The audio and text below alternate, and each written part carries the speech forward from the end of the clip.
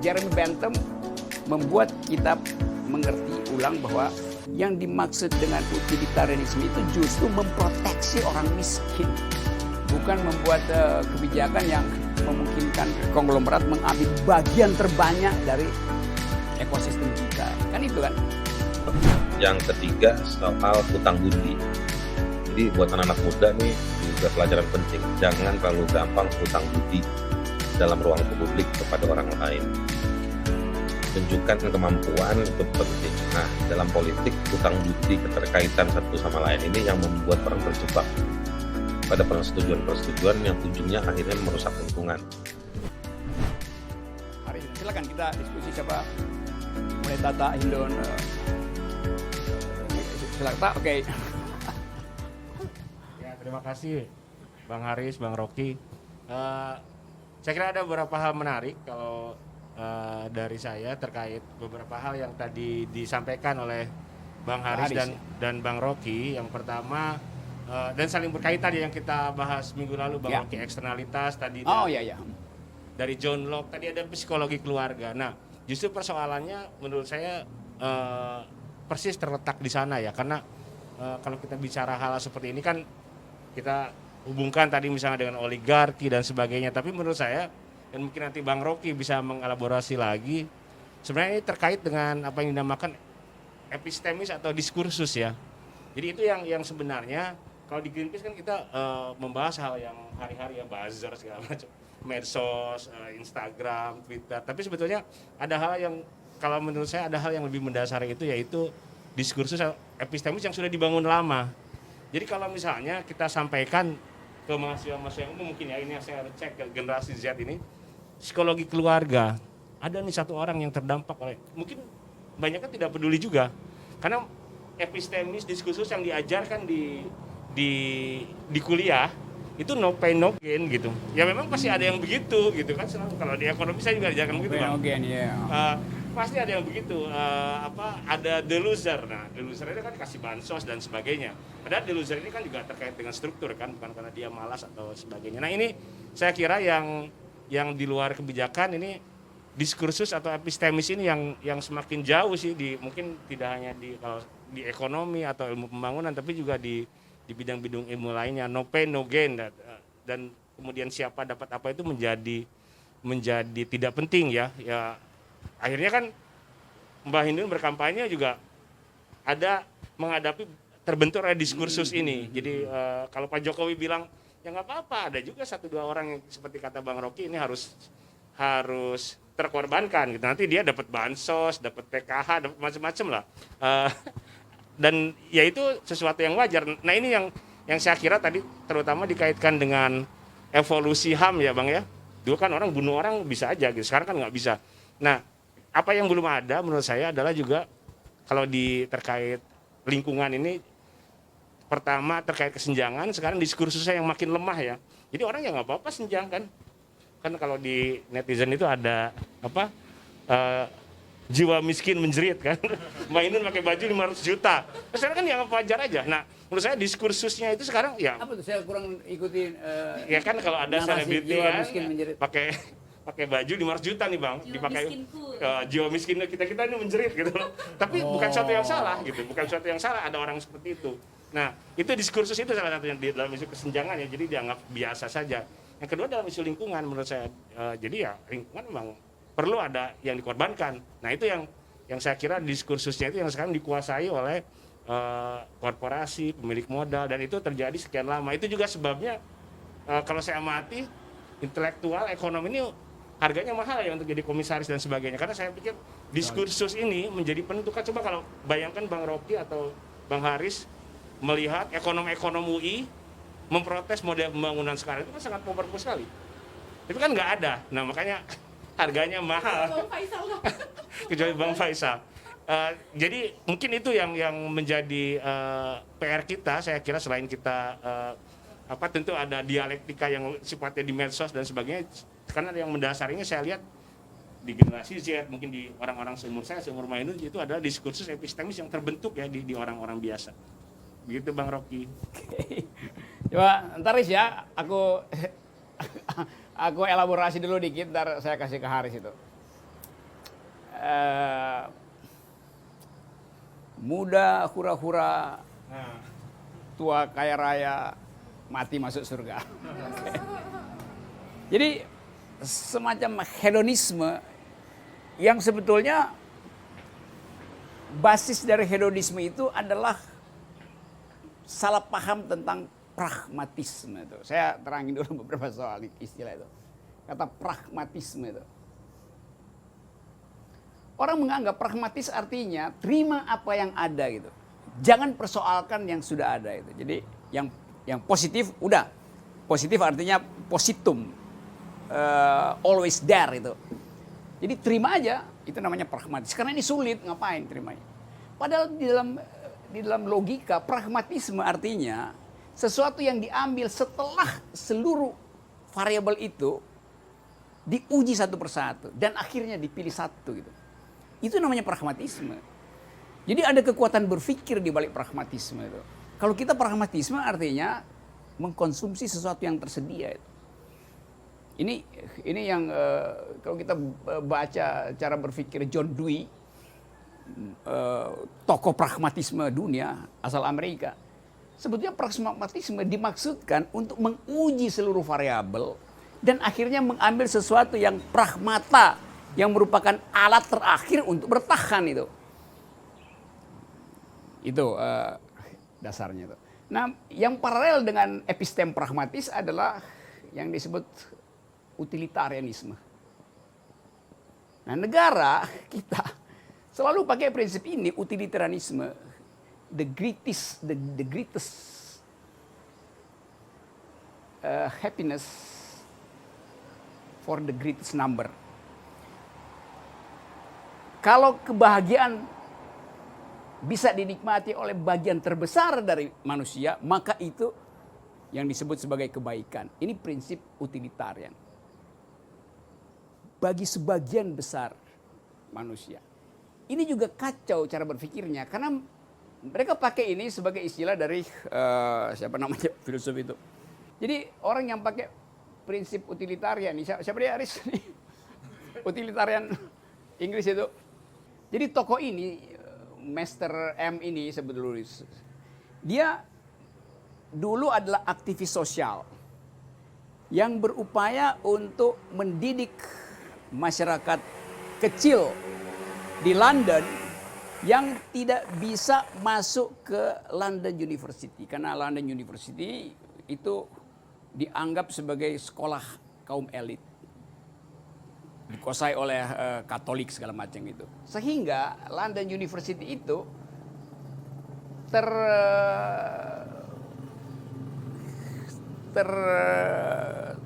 terlockdown dari komunitasnya. Komunitas di sekitar kampus itu komunitas miskin. Saya belum dapat namanya. Akibatnya si tokoh ini menganggap bahwa yang mesti diutamakan dalam pendidikan justru yang di luar kampus, bukan yang ini. Karena itu dia bikin UCL, University College of London itu, sebagai tandingan terhadap sekolah elit ini. Untuk menyekolahkan the greatest number ini justru. Jadi justru utilitarian buat orang miskin sebetulnya. Itu prinsipnya. Karena itu dia kemudian maksimalkan tadi epistem utilitarian itu dengan mewakafkan tubuhnya. Waktu dia meninggal dia bilang tubuh saya silahkan dipakai untuk orang miskin itu. Jantungnya diambil, matanya dipakai itu. Sehingga tinggal kulitnya yang kemudian diawetkan, ditaruh di depan kampus ini. Jadi kalau mahasiswa masuk dia mesti gini, "Hai Prof." Karena muminya ditaruh di situ tuh.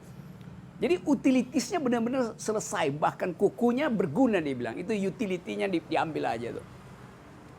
Nah, ini yang kita maksud dengan pengertian utilitarian. Bagi ekonom yang nggak ngerti asal usul asbabun usul dari konsep itu, dia anggap utilitarian kalau sebagian besar orang sudah mengalami kebahagiaan. Dan sekarang ini sebagian besar orang adalah konglomerat. Karena konglomerat yang akan membahagiakan yang ini. Jadi paradoksnya di situ sebetulnya tuh. Nah, kita ingin agar supaya tadi tetap betul istilah-istilah ini yang mendominasi pikiran publik ini kita bongkar dulu karena ini salah semua. Mas Jokowi apalagi, gue sih utilitarian. You nggak ngerti asal usul dari etika utilitarian itu. Itu sebetulnya. Nah, satu istilah lagi yaitu istilah, karena orang suka benci pada istilah liberal gitu. Padahal dia seringkali salah gitu. Supaya ini bagus betul. Tata ingatin kita untuk bongkar persembunyian episteme. Jeremy Bentham, yes, that's the point. Itu namanya tadi itu Jeremy Bentham. Karena itu disebut Benthamite ethics, Jeremy Bentham. Adiknya Jeremy Bentham itu kalau nggak salah namanya Peter Bentham. Dia yang bikin konsep yang disebut panoptikon, yaitu ini namanya penjara itu dibikin melingkar, di tengah-tengah ada menara pengawas itu, sehingga cuman boleh satu pintu ke sini lihatnya tuh. Akibatnya semua orang di sini merasa selalu diawasi, padahal kadang-kadang nggak ada pengawas di situ tuh. Jadi di-train mentalnya supaya selalu dalam keadaan terawasi itu. Nah, pemerintah justru ambil bagian ini untuk mengawasi Indonesia melalui apa yang disebut hari ini Jokowi bikin peraturan presiden tentang ekstremisme itu. Bahwa setiap warga negara harus mengintip tetangganya itu. Jangan-jangan dia ekstremis itu. Atau ETG, ekstremis tanpa gejala. Nah, jadi bayangkan misalnya konsep panoptikon itu yang dimaksudkan untuk mengawasi kriminal sekarang dipakai negara untuk mengawasi tetangga, kan ngaco kan? Itu juga episteme yang kacau gitu, segala macam. Jadi saya bilang gitu tadi bahwa Jeremy Bentham membuat kita mengerti ulang bahwa yang dimaksud dengan utilitarianisme itu justru memproteksi orang miskin, bukan membuat kebijakan yang memungkinkan konglomerat mengambil bagian terbanyak dari ekosistem kita. Kan itu kan. Nah, itu yang kemudian kita bikin dalam perbandingan bahwa satu konglomerat bisa punya 500 juta hektar, 500 ribu hektar satu orang, sementara petani di Indramayu tinggal punya 1/4 hektar gitu. Padahal yang ini 1/4 hektar itu satu Indonesia, mereka yang disebut utilitarian mayoritas sebetulnya. Greatest happiness buat yang ini, bukan buat yang itu. Itu logiknya yang nanti kamu terangin pada BEM supaya UI juga punya pengetahuan yang berbasis pada sejarah konsep-konsep itu ya. Oke, Riz, tolong Riz, lanjutin. Baik ya, nggak banyak sih, gue malah begini aja. Memang ada banyak ada jadi gini, penyalahgunaan konsep. Jadi belum fase kedua ini, jadi kita bicara soal kalau apa namanya, sebenarnya kalau bicara sama hukum itu baik-baik aja. Tapi kalau bicara sama apa namanya kelompok realis dalam hukum, ya hukum itu justru harusnya munculkan masalah dan jauh, ini kompleks dalam kusut. Nah, kita punya yang teroris, pragmatisme, utilitarianisme, dan lain dalam itu. Sebetulnya dia gunakan untuk justifikasi kejahatan-kejahatan. Misalnya gitu. Misalnya kalau nggak mau divaksin, dihukum. Padahal vaksin itu terlalu panjang, yang monopoli pengadaan vaksin, ya kan? Yang distribusinya siapa, mobilisasinya siapa, dan ketika diuji lagi 2 senti datang ke badan kita sih kalau diajak baik divaksin vitamin C doang misalnya. Tetapi kemudian datanglah 2 senti itu sanksi pidana. Kalau nanti di 6 bulan lagi kita bongkar hasilnya, faktanya bahwa ternyata itu diadakan dengan metode yang mengandung tindakan, lalu kita dipaksa untuk memutuskan vaksin, berarti kita kan turut serta pada program yang korupsi tersebut. Nah, dalam konflik juga seperti itu, pragmatisme itu sering dipakai ketika masyarakat membelah masyarakat adat yang memang merepresentasikan eksistensi dari satu ruang lingkungan hidup. Misalnya seperti pragmatisme itu yang disalah konsepkan ketika misalnya pejabat-pejabat daerah dihadapkan pada tawaran menjaga lingkungan dengan kewenangan yang kecil, atau ada opsi lain dapat tanda kutip tabungan keluarga pensiun yang cukup untuk bantuan medis, dia dapat saham atau dia dibayar dengan uang yang menurut korporasi itu kecil. Nah, jadi logikanya harus diterapkan kepada katanya kembali kepada kita. Nah, yang kayak begini-begini diisi oleh para teknokrat. Banyak teknokrat yang menjustifikasi kerja di perusahaan, lalu kerjasama dengan para lobbyis, konsultan-konsultan publik di lapangan yang memang mampu melakukan penawaran-penawaran membisniskan kepada kelompok-kelompok di bawah itu. Dan itu sering dibungkus dengan pendekatan-pendekatan pragmatisme atau kegunaan. Bayangkan Pak, mau tanda tangan ini, Bapak nanti akan dalam pengadaan listrik.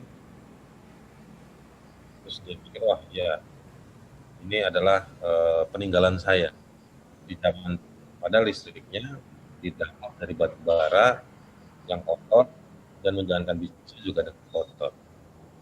Yang lebih gilanya lagi, itu satu hal, dan ini ternyata menjadi metode yang di copy paste di banyak tempat, dan akhirnya dia menjadi tren. Nah, kita baru diskusi soal etika dan diskusi soal HAM, tapi kita belum bicara dari aspek kriminologi bahwa kejahatan ini udah jadi tren, dia melahirkan banyak profesi dan banyak orang menjadi kelas menengah dengan profesi ini, yang sebetulnya kalau mau bilang lagi, balik lagi, kita mau bilang ini sebetulnya ada pertumbuhan kelas menengah yang dapat kenikmatan dari kejahatan lingkungan yang sudah masif di mana-mana. Nah, ini semua juga gak jauh-jauh dari kondisi kita yang kita harus akui. Itu bahwa masyarakat kita terlalu pikir. Betul, di Indonesia itu ada konsep amuk. Dalam sosiologi itu, di penerapan ilmu sosiologi, di kamus sosiologi ada istilah amuk, dan itu dijelaskan di Indonesia. Tetapi konsep amuk di Indonesia juga paralel dengan terbuka masyarakat yang indigenous atau yang warga-warga biasa.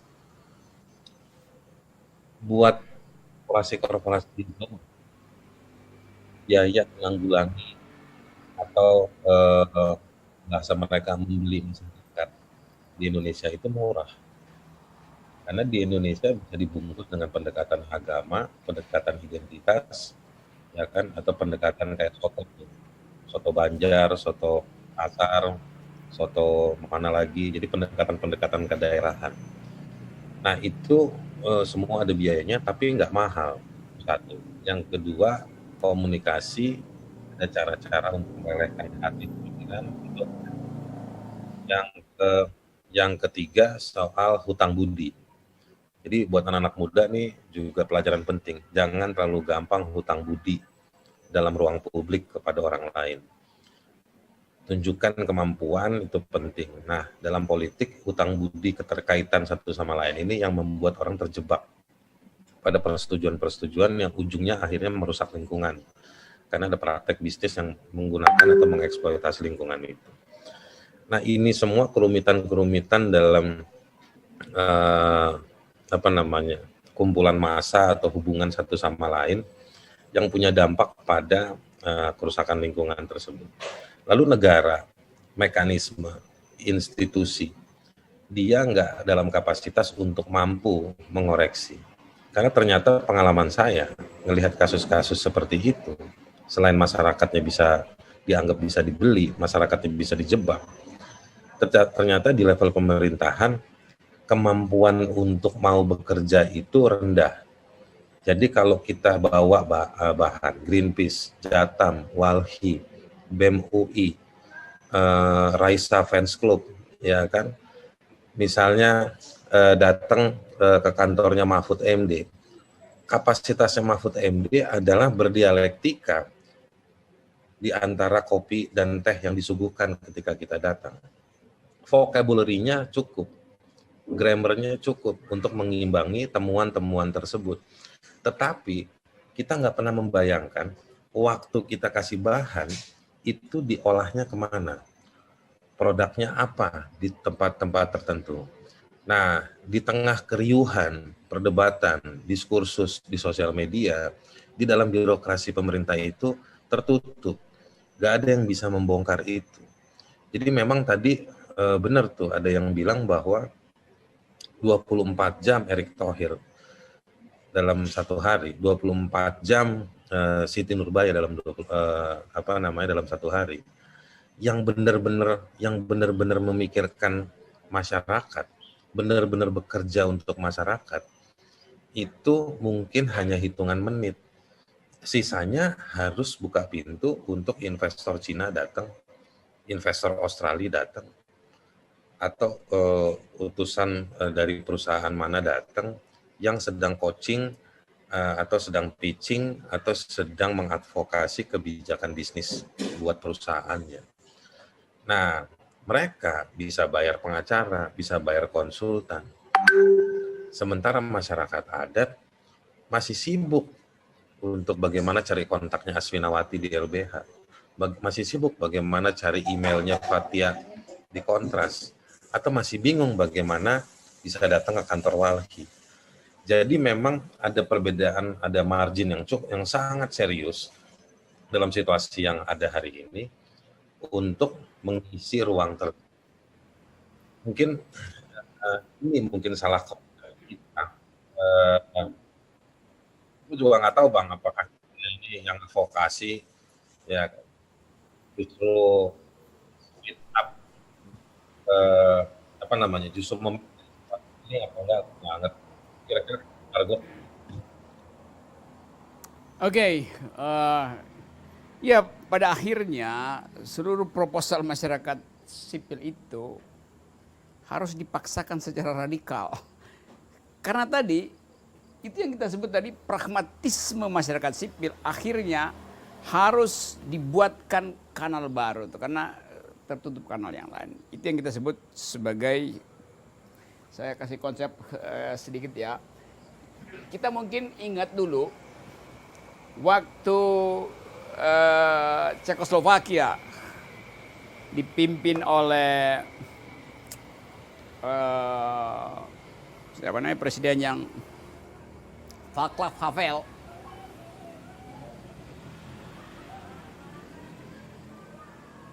Kan waktu rejim otoriter Cekov mau dijatuhkan, masyarakat sipil pakai konsep yang dia sebut dipimpin oleh Václav Havel. Ini dulu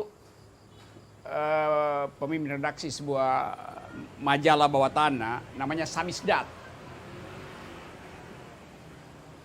Samizdat artinya perjuangan bawah tanah itu. Dia pakai istilah parallel politics, pakai bahasa aslinya parallel polis. Jadi politik yang paralel. Paralel terhadap apa? Paralel terhadap kebijakan kekuasaan itu. Jadi diamat-amati terus itu kekuasaan itu. Nah, kita bisa bikin paralel polis semacam ini melalui kekuatan organisasi sipil yang ada basis rakyat tapi punya konsep alternatif itu yang kadang-kadang susah. Jadi memang kita mesti libatkan intelektual kampus untuk menghasilkan paralel polis untuk menghalangi mainstream politics di dalam bidang lingkungan itu. Itu intinya tuh. Nah, dasar pikirannya dari parallel polis adalah apa yang disebut the power of the powerless itu. Dan buku ini terkenal dulu di tahun 90-an awal, The Power of the Powerless. Dan itu berhasil.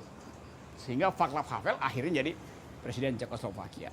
Nah, yang saya mau berikan inspirasi pada teman-teman netizen adalah bahwa dalam kemacetan pintu birokrasi, tadi Haris menerangkan bahwa ya seluruh istana bilang kami bekerja 24 jam. Iya, tapi bekerja untuk siapa? Dan demi akuntabilitas apa itu. DPR bilang kami juga bekerja 24 jam. Tapi kita tahu bahwa jam 3 sore itu DPR RI udah kosong tuh. Yang penuh adalah Plaza Senayan. Karena kontrak under table bisnisnya ada di situ, bukan di DPR. Bayangkan misalnya kalau di Australia jam 2 pagi lampu di parlemen Canberra masih bisa kita lihat nyala. Karena ada etika di situ bahwa orang terakhir keluar dari gedung parlemen dia yang harus matikan lampu. Jadi kita tahu jam 2 pagi wakil gue ini masih bicara tentang draft undang-undang lingkungan hidup tuh. Maka kita apresiasi dia. DPR kita jam 2 siang bahkan udah mati lampu di DPR. Karena pindah ke Plaza Senayan untuk cari Hugo Boss baru atau jas terakhir, atau kalau dia perempuan dia cari apa namanya tuh Louis Vuitton baru segala macam. Oke. Jadi kita ingin apa tadi? Jiwa miskin menjerit itu. Jadi bagian itu yang dipamerkan oleh legislator kita sebetulnya kan. Dan akhirnya itu yang diperlihatkan oleh majalah Tempo. Bahwa semuanya begitu karena memang itulah hobi dari Madam Bansos yang harus menerima sogokan dari setiap wakil rakyat. Jadi kegiatan mereka sebetulnya adalah bikin under table business political transaction di luar kantor itu. Dan itu biasanya di kafe-kafe sekitar Senayan, termasuk Hotel Mulia itu. Jadi kita justru mesti buka kantor di situ. Walhi mesti buka kantor di situ. Greenpeace buka kantor di situ. Supaya ada paralel politics di situ tuh. Tapi ini yang ingin kita bicarakan hari ini. Supaya saya sebetulnya ingin kasih pesan bahwa saya dan Haris terus-menerus bicara tentang justice, Tata Hindun berupaya untuk mengaktifkan narasi-narasi baru tentang lingkungan dan berupaya untuk menghalangi narasi-narasi konvensional yang sebetulnya intinya adalah eksploitasi. Nah, di sini ada BEM UI, ada teman-teman netizen yang ikuti terus-menerus channel ini. Jadi tetaplah di dalam semangat untuk menghasilkan a new kind of Indonesia itu. Jadi Indonesia yang hijau bukan karena matanya hijau lihat duit, tapi karena kita betul-betul percaya bahwa sumber daya kita adalah bagian dari masa depan kita. Dan generasi kita adalah yang berhak untuk menentukan hidup di depan. Jadi mereka yang harus membangun paralel polis semacam ini. Saya kira itu waktunya kita cukupkan hari ini. Kita akan ambil spirit kuliah hari ini untuk mengatakan pada generasi kolonial bahwa kalian sudah selesai karena kalian adalah rampok. Sekarang adalah saat kita untuk menanam ulang Indonesia. Terima kasih. Menanam ulang Indonesia. Gitu BEM ya.